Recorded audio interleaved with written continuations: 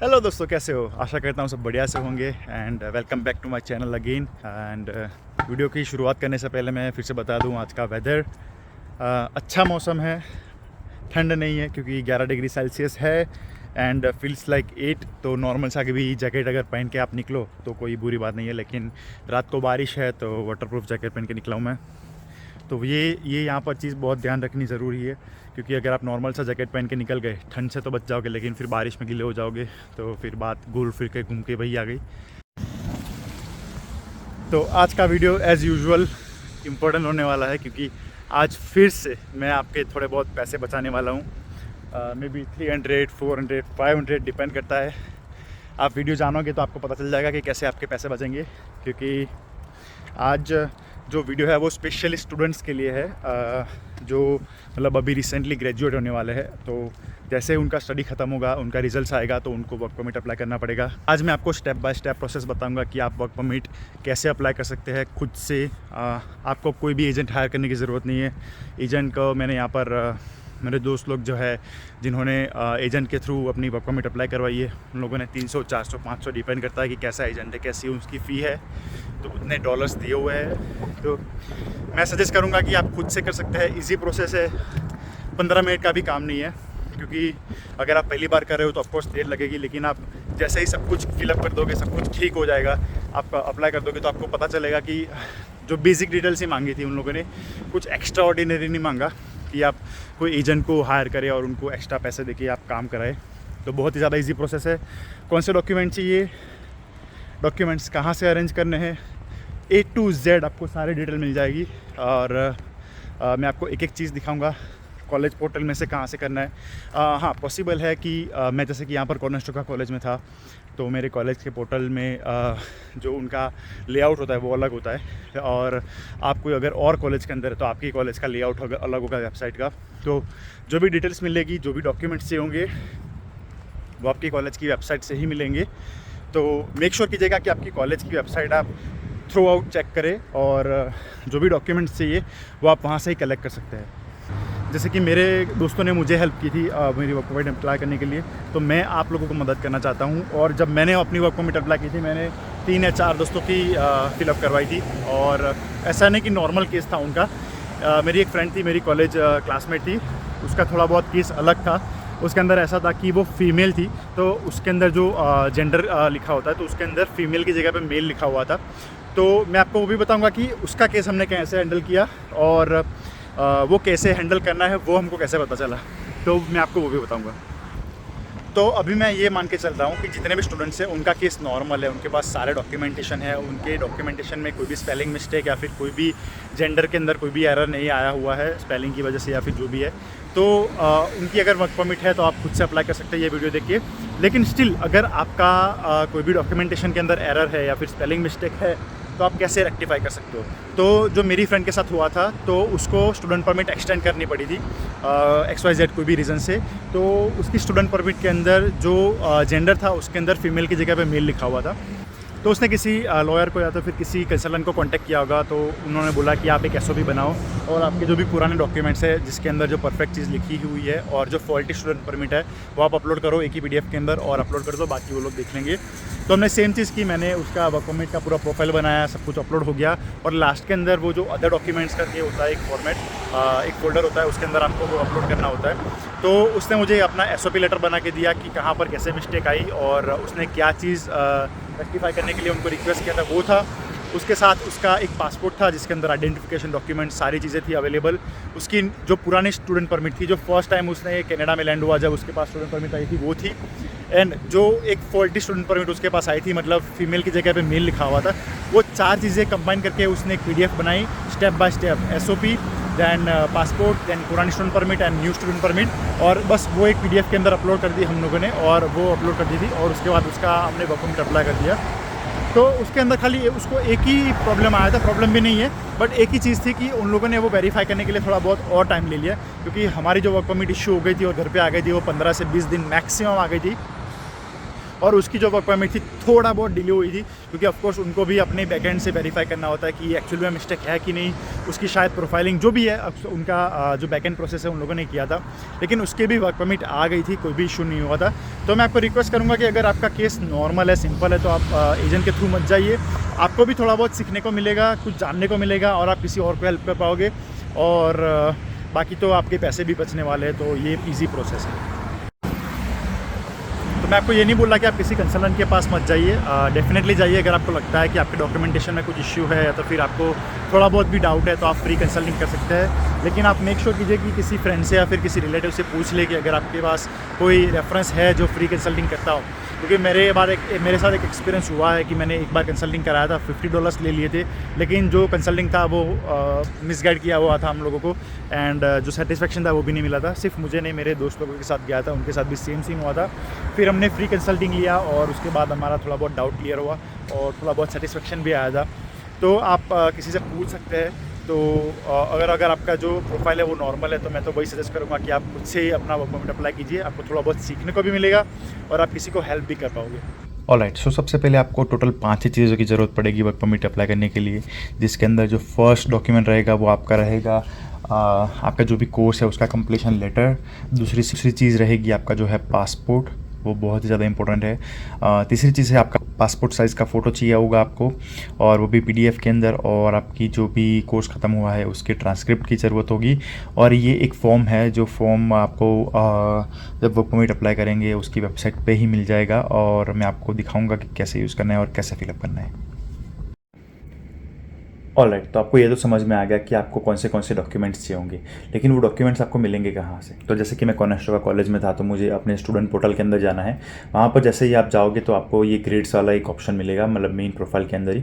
I know मेरे grades इतने अच्छे नहीं हैं, लेकिन वहाँ पर आप देखोगे कि व्यू अचीवमेंट रिपोर्ट लिखा हुआ है। तो जैसे ही मैं वहाँ पर क्लिक करूँगा, मेरे जितने भी सेमेस्टर्स है उसकी एक ट्रांसक्रिप्ट डाउनलोड हो जाएगी। ट्रांसक्रिप्ट के बाद आपको चाहिए होगा प्रोग्राम कंप्लीशन लेटर, तो वो कहाँ से मिलेगा। तो आप यहाँ पर जैसे कि ग्रेड्स के बाजू में एग्जिट सर्विसेज का एक टैब है, आप जैसे ही वहाँ पर क्लिक करेंगे उसके नीचे एक और टैब ओपन होगा जिसके अंदर services, book store, convocation and printer letter लिखा हुआ है। प्रिंटर लेटर के ऊपर आप चले जाइए और वही पेज ओपन होगा, उसके नीचे लिखा होगा कि select a letter and parameters. 2 tabs open होंगे। तो सिलेक्ट लेटर के अंदर आप लिख लीजिए कि सिलेक्ट कर लीजिए proof of program completion, and parameters के अंदर आप प्रोग्राम अपना सिलेक्ट कर लीजिए। जैसे मेरे पास 2 प्रोग्राम थे इंडिविजुअल, तो मुझे एक एक करके इंडिविजुअल करके जनरेट करना पड़ेगा। और अगर आपके पास एक ही प्रोग्राम है, 2 साल का एक ही कोर्स है, तो आप डायरेक्ट जनरेट पे क्लिक कर दीजिए और आपका जो कंप्लीशन लेटर है वो आपके पास ऑलरेडी डाउनलोड हो जाएगा। एंड अगर आपके पास 2 इंडिविजुअल कंप्लीशन लेटर है तो आपको दोनों 1 बाय 1 कंबाइन करने पड़ेंगे। ऑनलाइन आप कहीं से भी कर सकते हैं। वर्क परमिट अप्लाई करने के लिए आपको GCK के अकाउंट के अंदर चले जाना है सिंपली, और आप जैसे लॉग इन कर दोगे और सारी फॉर्मेलिटीज़ कंप्लीट कर दोगे, तो यहाँ पर नीचे आप जैसे ही आ जाएंगे तो यहाँ पर एक लिखा होगा कि apply to come to Canada. उसके बाद आपको एक नॉर्मल सा क्वेश्चन आंसर्स करेंगे, पर्सनल रेफरेंस कोड वो सब करेंगे। तो वहाँ पर आपको नहीं जाना है, आपको नीचे जाना है कि I do not have a personal reference code, और नीचे पर लिखा हुआ कि देखिए आप विजिटर वीज़ा, स्टडी और वर्क परमिट, तो उसके ऊपर आप सिंपली क्लिक कर दीजिए। और ये जो सिंपल सा फॉर्म है वो आपको फिलअप करते जाना है। What would you like to do in Canada, तो यहाँ पर आपको ऑफकोर्स आएगा कि वर्क, क्योंकि आप वर्क परमिट अप्लाई कर रहे हैं। How long you are planning to stay in Canada, तो टेम्पररी बोलते हैं, 6 मंथ्स क्लिक कर देना है। Select the code that matches one of your passport, मतलब आपको आपकी नेशनलिटी पूछ रहा है। And what is the current country you are residing in, तो मतलब अभी आप करंटली आप कनाडा के अंदर है तो आपको कनाडा सिलेक्ट कर लेना है। यहाँ पर पूछ रहा है कि do you have family member who is Canadian citizen, अगर आपका एप्लीकेबल है तो यस कर दीजिए, बाकी नो कर दीजिए। और यहाँ पर जो भी मैं पर्सनल इन्फॉर्मेशन फिल करूँगा वो सारी फेक होगी।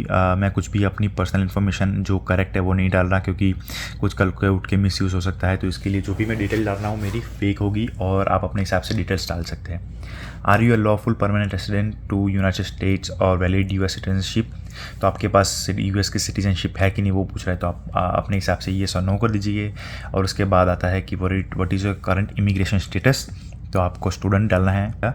Do you plan to work on campus, तो अगर आप प्लान कर रहे हैं तो यस कीजिए, बाकी नो कर दीजिए। मैं प्रेफर करूँगा कि आप नो ही लिखिए।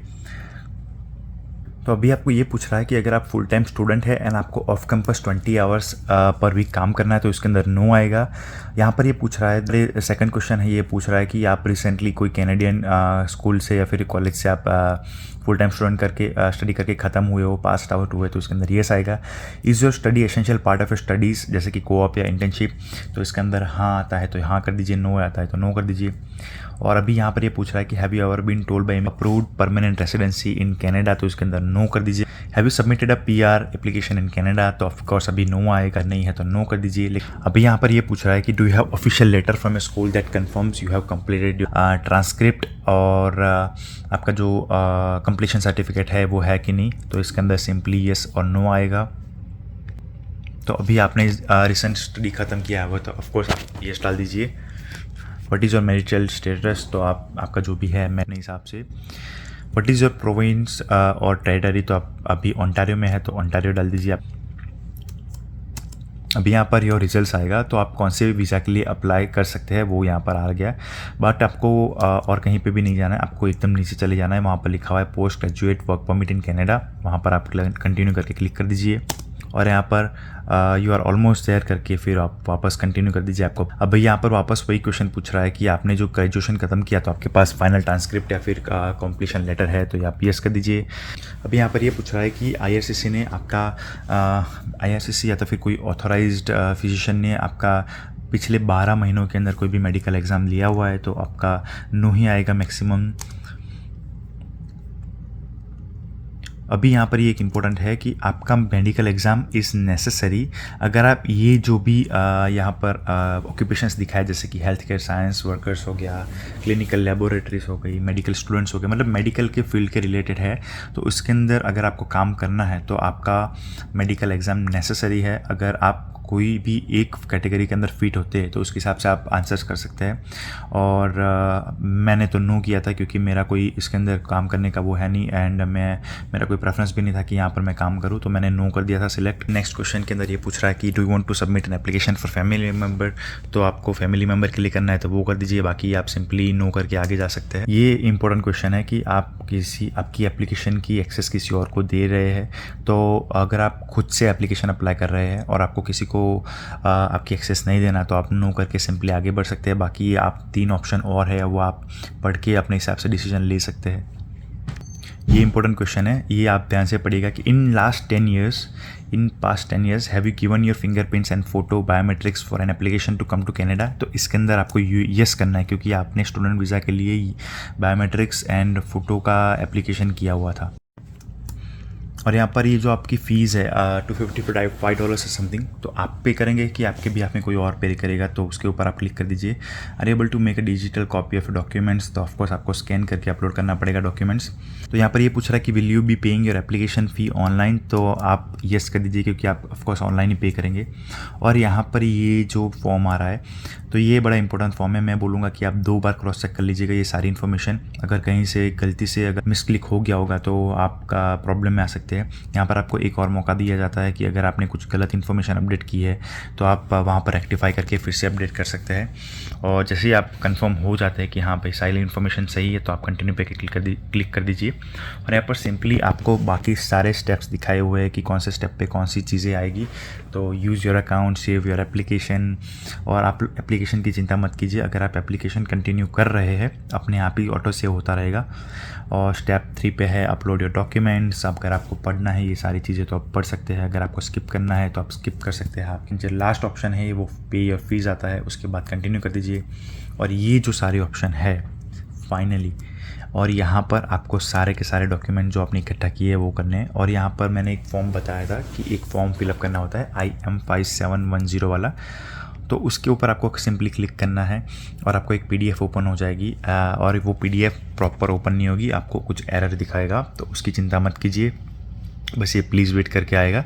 आपको PDF डाउनलोड कर लेनी है और PDF को बाद में उसके बाद फिलअप करना है। और जो फिलअप हो जाएगी PDF, उसके बाद यहाँ पर वापस ये स्टेज पे आ जाइए एंड वहाँ पर आपको अपलोड करनी है।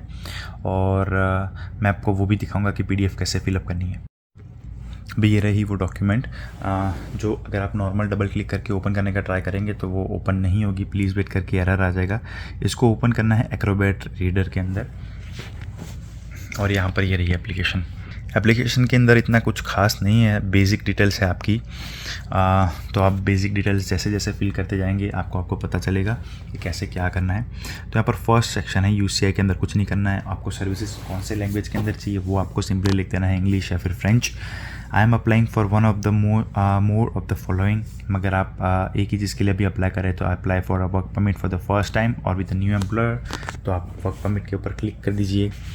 ऑफकोर्स आपका फुल नाम और have you ever had any used other name, तो जो भी चीज़ें, जो बेसिक चीज़ें आपके ऊपर एप्लीकेबल होती है, लेकिन उसका लीगल डॉक्यूमेंटेशन चाहिए होगा, तो वो सारी चीज़ें आप फिलअप कर सकते हैं। अगर आपका कोई निक नेम है, ऐसा कुछ है, तो आप येस पे क्लिक करेंगे तो ये जो नीचे के 2 हाईलाइटेड एरिया है वो ओपन हो जाएंगे, वहाँ पर आप लिख पाएंगे। और आपका basic gender, birth date and place of birth, basic चीज़ें वो आप लिख लीजिए। और एक ही चीज़ बहुत बार पूछेगा तो आप कॉपी पेस्ट करके भी कर सकते हैं। करंट कंट्री और टेरिटरी ऑफ रेसिडेंस, तो ऑफकोर्स अभी आप कनाडा के अंदर है तो कनाडा आएगा। आपका जो स्टेटस था वो भी रिसेंट स्टेटस स्टूडेंट का है, क्योंकि अभी आप वर्क परमिट अप्लाई कर रहे हैं।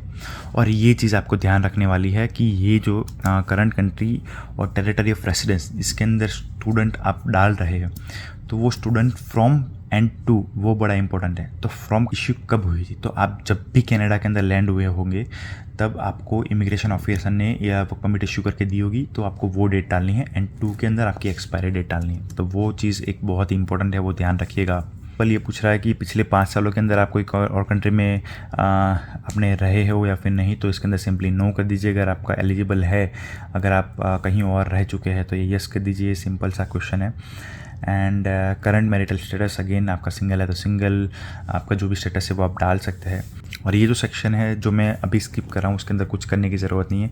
और ये जो नाम और डेट ऑफ बर्थ है वो अपने आप सिस्टम ने पिक किया हुआ है।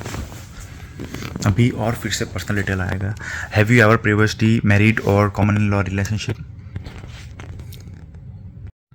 अभी यहाँ पर ये पूछ रहा है कि आपने पहले शादी की ही हुई है या तो फिर कॉमन लॉ रिलेशनशिप के अंदर है कि नहीं। आपका जो भी स्टेटस है वो येस नो अपने हिसाब से कर सकते हैं। और लैंग्वेज के अंदर जो भी लैंग्वेज आप यूज़ करते हो वो अपने हिसाब से आप डाल सकते हैं।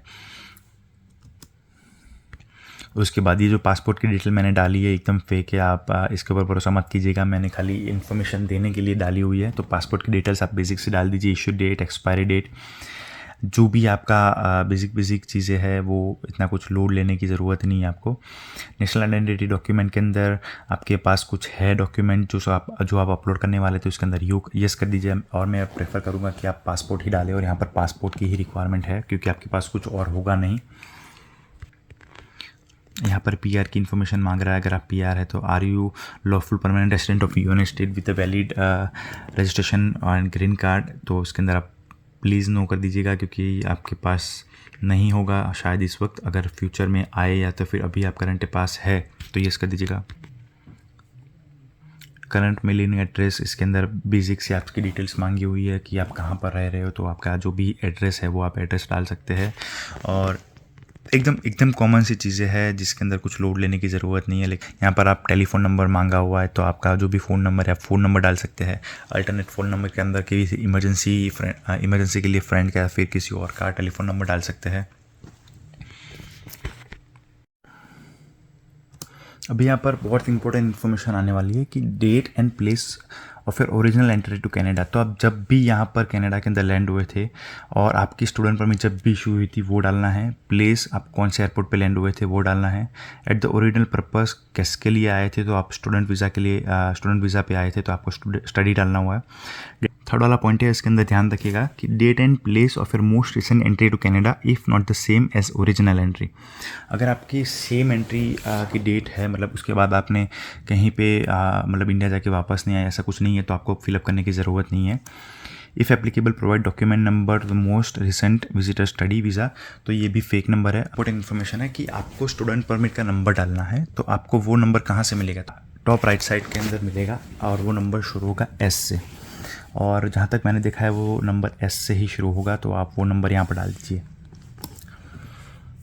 और यहाँ पर सिंपली आपका वर्क डिटेल मांगी हुई कि details of intended work in Canada, तो आपको कौन सी type of work permit apply करें, तो पोस्ट ग्रेजुएशन वर्क परमिट है तो फिर कोई भी बहुत सारे ऑप्शन है, तो आप simply post graduation work permit select कर दीजिए क्योंकि आपने स्टडी ख़त्म किया है और उसके बाद आप पोस्ट ग्रेजुएशन वर्क परमिट पे अप्लाई कर रहे हैं।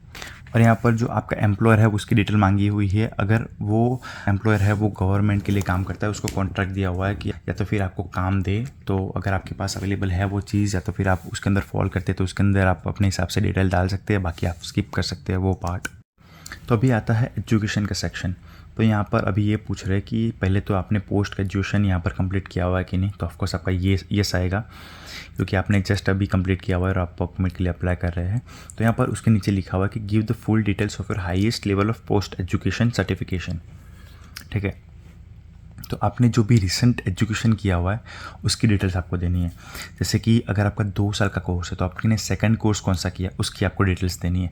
अगर आपका 1 ही साल का कोर्स था, मतलब 2 साल का 1 ही कोर्स था, तो आपको उसके हिसाब से डिटेल्स देनी है। जस्ट इन केस अगर आपका मेरा जैसा सिचुएशन है 1+1 कोर्स और उसके अंदर भी आपका कोऑप अगर आ रहा है, तो आपको यहाँ पर जो फ्रॉम एंड टू के अंदर जो डेट डालनी है वो बड़े ध्यान से सुनना।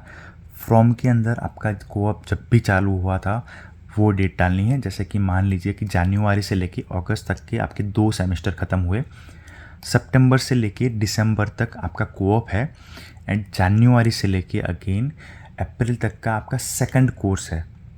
तो आपको जो डेट डालनी है फ्रॉम के अंदर वो कोऑप की स्टार्ट डेट एंड जो आपका सेकंड कोर्स शुरू हुआ एंड डेट डालनी है। तो तब जाके आपके 8 महीने या तो फिर 1 साल कंसिडर होगा और आपकी 3 साल की वर्क परमिट आएगी। अभी यहाँ पर सिंपली आपको एम्प्लॉयमेंट डिटेल डालनी है कनाडा के अंदर पिछले 10 साल के अंदर जितना भी काम किया है। तो अभी आप तो रिसेंटली आए हो तो जितनी भी आपने जॉब्स की है उसकी आप डिटेल्स डाल सकते हैं। तो अगर आपने छोटी मोटी जॉब या 10-15 दिन के अंदर बहुत सारी जॉब्स होंगी जो आपने शायद करके छोड़ दी होगी, तो अगर आप वो आप मेंशन ना भी करें तो भी चलेगा, बट ये एक इन्फॉर्मेशन अगर अवेलेबल है तो अगर जस्ट इन केस उनको इंक्वायरी करनी है तो उनके लिए ईजी हो जाएगा। और यहाँ पर अभी बैकग्राउंड इन्फॉर्मेशन मांगी हुई है, तो आप एक एक चीज़ पढ़ के येस नो के हिसाब से कर सकते हैं। बट यहाँ पर सेकंड जो पॉइंट है यहाँ पर लिखा हुआ है have you previously applied to enter और रिमेन इन कनाडा। तो उसके अंदर येस करना है क्योंकि आपने स्टूडेंट परमिट के लिए अप्लाई किया था, और उसके अंदर नीचे सिंप्लीफाई भी करना है कि applied for the student visa. Again वो चीज़ कंटिन्यू हो रही है, येस नो आप करके आगे जाने दे सकते हैं। और जो लास्ट में आता है वो है सिग्नेचर, मतलब आप अपना जो भी टर्म्स एंड कंडीशंस एग्री कर रहे हैं कि नहीं वो सब येस कीजिए। जो भी इन्फॉर्मेशन दिया हुआ है येस नो करके अपने हिसाब से जाने दीजिए। आपका डिजिटल सिग्नेचर करना है थ्रू पंचाल, एंड आपका डेट डालना है जो भी डेट है। और आप जैसे ही वैलिडेट करेंगे अगर कुछ भी इन्फॉर्मेशन गलत होगी या फिर कुछ भी इन्फॉर्मेशन मिसप्लेस हुई होगी या तो फिर कुछ रह गई होगी, वो आपको एक रेड कलर के बॉक्स के अंदर दिखा देगा। और उसके बाद अगर आप एकदम एंड में चले जाएंगे तो आपको एक बारकोड जनरेट हुआ दिखेगा वैलिडेट करने के बाद। तो अगर वो बारकोड जनरेट हो गया तो इसका मतलब कि आपका जो भी एप्लीकेशन है ये आपने फिलअप किया वो आपका वैलिडेट हो चुका है, और आप उसको एक बार सेव कर दीजिए। और वैलिडेट होने के बाद वापस जीसी के अंदर लॉगिन कर दीजिए। तब तक तो अकाउंट लॉग आउट हो चुका होगा, और जैसे ही आप सारे डिटेल्स प्रॉपरली फिलअप कर देंगे उसके बाद आपको पे करने का ऑप्शन आएगा। आप पे कर दीजिए, एंड पे करने के बाद आपकी एप्लीकेशन ऑटोमेटिक सेंड हो जाएगी और आप बस खाली वेट कीजिए आपकी वर्क परमिट आने का। ऑलराइट दोस्तों, so that's the end of the video. I hope कि आपको वीडियो पसंद आई होगी। पसंद से भी ज़्यादा मैं इस बार ये बोलूँगा कि आपको यूज़ में आएगी ये वीडियो और आपके थोड़े बहुत पैसे बच जाए। तो आप ये वीडियो लाइक कर दीजिएगा अगर आपको अच्छी लगी है, इन्फॉर्मेटिव लगी है। तो अपने दोस्तों के साथ शेयर कर दीजिएगा जो रिसेंटली अभी स्टूडेंट से वर्क परमिट अप्लाई करने वाले हैं, या तो फिर जो स्टूडेंट्स अभी आए हैं उनसे भी शेयर कर दीजिएगा, शायद फ्यूचर में यूज़फुल हो। और अगर आप चैनल पर पहली बार आए हैं तो सब्सक्राइब कर दीजिएगा चैनल को, क्योंकि आपके लिए तो फ्री है, मोटिवेशन मुझे इसी से मिलती है। एंड अगर आपने ऑलरेडी किया हुआ है तो थैंक यू सो मच। मिलते हैं नेक्स्ट वीडियो में नई इन्फॉर्मेशन के साथ। Bye bye, see you, take care.